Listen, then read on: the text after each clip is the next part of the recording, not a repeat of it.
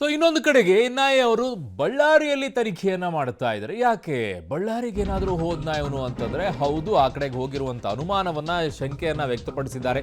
ಬಳ್ಳಾರಿಯಲ್ಲಿ ಆರೋಪಿಗಾಗಿ ಎನ್ಐಎ ತಂಡ ಈಗ ತಲಾಶೆಯನ್ನ ಮಾಡ್ತಾ ಇದೆ. ಬೆಂಗಳೂರಿನಲ್ಲಿ ಬಾಂಬ್ ಇಟ್ಟು ತುಮಕೂರು ಮಾರ್ಗವಾಗಿ ಬಳ್ಳಾರಿ ಕಡೆಗೆ ಪ್ರಯಾಣವನ್ನ ಮಾಡಿದ್ನ ಇವನು.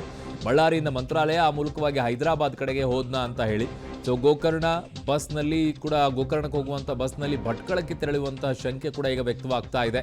ಸೊ ಬಳ್ಳಾರಿ ನಿಲ್ದಾಣದಲ್ಲಿ ಈಗ ಒಂದು 16 CC ಕ್ಯಾಮ್ರಾಗಳನ್ನು ಎನ್ಐಎ ತಂಡದವರು ಪರಿಶೀಲನೆಯನ್ನ ಮಾಡಿದ್ದಾರೆ. ಅಲ್ಲಿ ಆ ಕ್ಯಾಮ್ರಾಗಳಲ್ಲಿ ಏನಾದರೂ ಮೂವ್ಮೆಂಟ್ಸ್ ಇದೆಯಾ ಇಲ್ವಾ ಏನು ಅಂತ ಹೇಳಿ ತಡರಾತ್ರಿಯಿಂದ ಬೆಳಗಿನ ಜಾವದವರೆಗೂ ಕೂಡ ಈಗ ಮಾಹಿತಿಯನ್ನು ಪಡ್ಕೊಂಡಿದ್ದಾರೆ. ಎನ್ಐಎ ತಂಡಕ್ಕೆ ಬಳ್ಳಾರಿ ಮತ್ತು ತುಮಕೂರು ಪೊಲೀಸರು ಸಾಥ್ ಕೊಟ್ಟಿದ್ದಾರೆ. ಸಹಜವಾಗಿ ಪೊಲೀಸರು ಕೊಡಲೇಬೇಕು.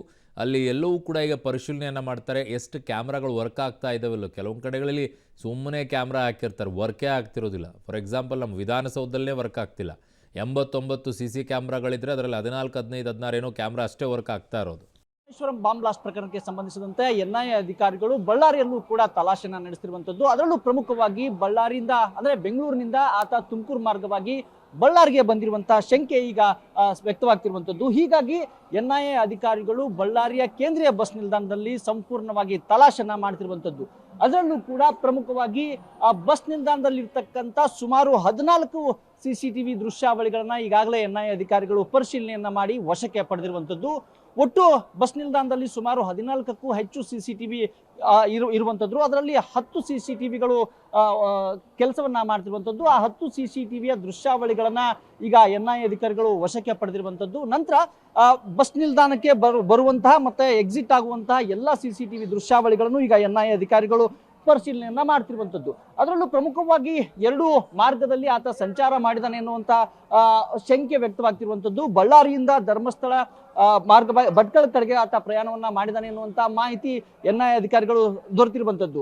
ಹೀಗಾಗಿ ಭಟ್ಕಳಕ್ಕೆ ಕಡೆಗೆ ಹೋಗುವಂತಹ ಬಸ್ ನಿಲ್ದಾಣದಲ್ಲಿ ಇರ್ತಕ್ಕಂಥ CCTVಯ ದೃಶ್ಯಾವಳಿಗಳನ್ನ ಎನ್ಐಎ ಅಧಿಕಾರಿಗಳು ಪರಿಶೀಲನೆಯನ್ನ ಮಾಡಿರುವಂತದ್ದು. ಅದೇ ರೀತಿಯಾಗಿ ಇನ್ನೊಂದು ಮಾರ್ಗದ ಕಡೆಗೆ ಆತ ಸಂಚಾರ ಮಾಡಿರಬಹುದು ಎನ್ನುವಂತ ಶಂಕೆ ವ್ಯಕ್ತವಾಗಿರುವಂತದ್ದು. ಅದು ಕೂಡ ಬಳ್ಳಾರಿಯಿಂದ ಮಂತ್ರಾಲಯದ ಕಡೆಗೆ ಆತ ಪ್ರಯಾಣವನ್ನ ಮಾಡಿದಾನೆ ಎನ್ನುವಂತ ಶಂಕೆ ವ್ಯಕ್ತವಾಗ್ತಿರುವಂತದ್ದು. ಅದರಲ್ಲೂ ಹೀಗಾಗಿ ಅಲ್ಲಿಯೇ ಆಗಿರ್ತಕ್ಕಂಥ CCTV ದೃಶ್ಯಾವಳಿಗಳನ್ನ ಈಗ ಎನ್ಐಎ ಅಧಿಕಾರಿಗಳು ತಲಾಶೆಯನ್ನ ಮಾಡ್ತಿರುವಂತದ್ದು. ವಶಕ್ಕೆ ಪಡೆದು ಸಂಪೂರ್ಣವಾದಂತಹ ದೃಶ್ಯಾವಳಿಗಳನ್ನ ಪರಿಶೀಲನೆಯನ್ನ ಮಾಡ್ತಿರುವಂತದ್ದು.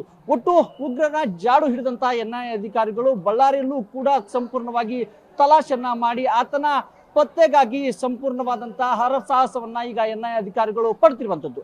ಬಳ್ಳಾರಿಯಿಂದ ಕ್ಯಾಮರಾಮನ್ ಲುಕ್ಮನ್ ಜೊತೆ ನವೀನ್ ಪರದೇಸಿ, ಪಬ್ಲಿಕ್ ಟಿವಿ.